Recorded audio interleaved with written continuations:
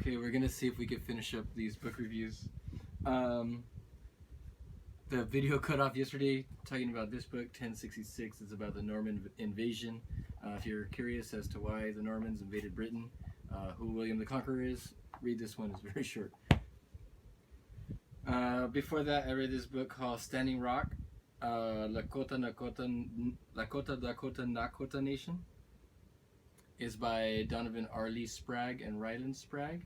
A lot of people were talking about Standing Rock. People were visiting it, the res.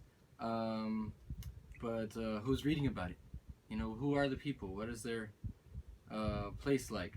So I read this book. It's got a lot of pictures. This is a really good thing about this book. It even has a picture of the rock itself, that Standing Rock is named after.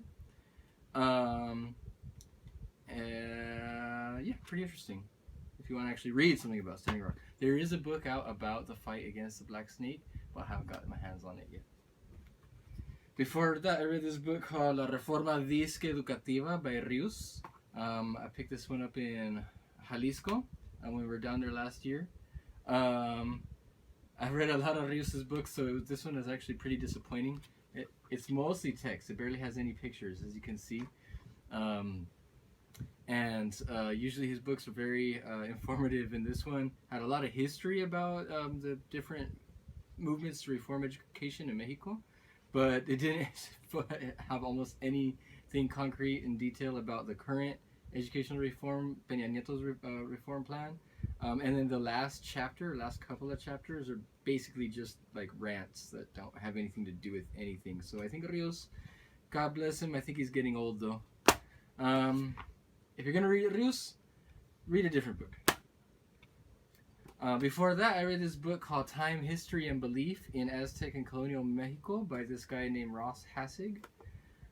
This is about the calendar. I was doing a lot of study about the calendar, the Mesoamerican calendars, and this one is pretty good. It really upsets some of the more traditional notions.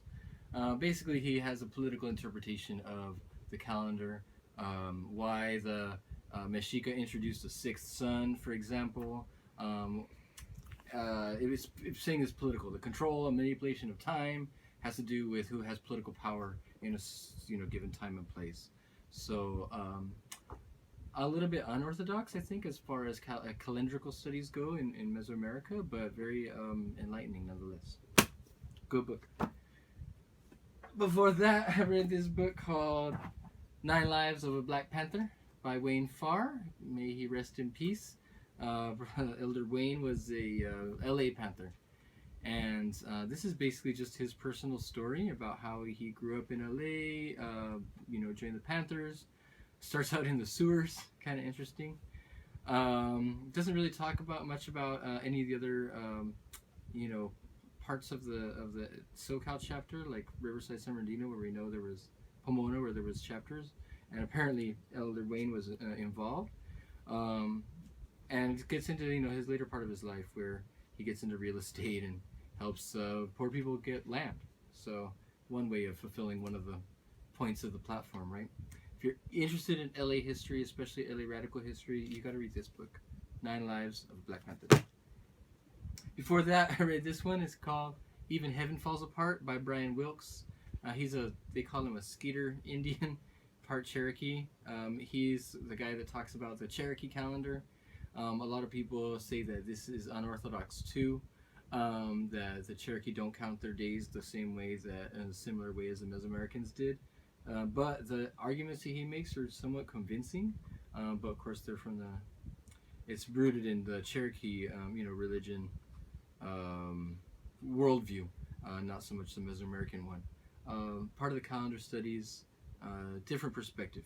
Interesting.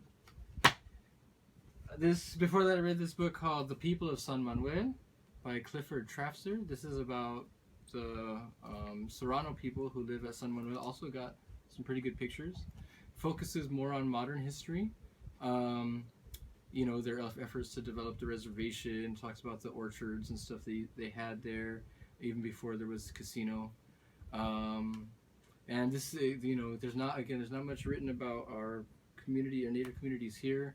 The Cuya Serrano, Yahabiatam, the local Tongva people. This is one book that is out there.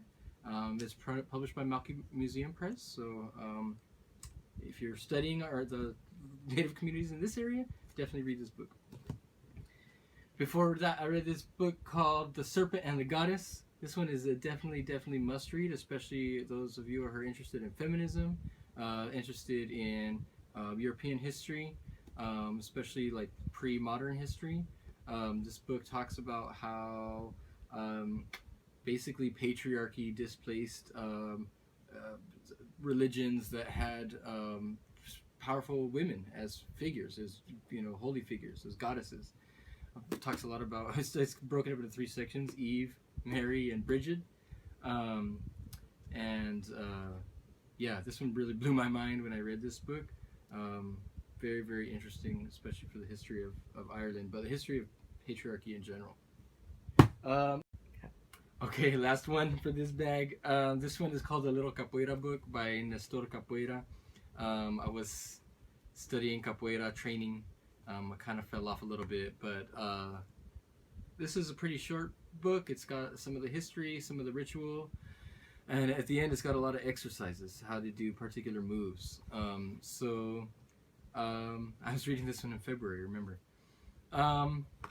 Yeah, if you're looking for information about capoeira, there's not much better source than Nestor.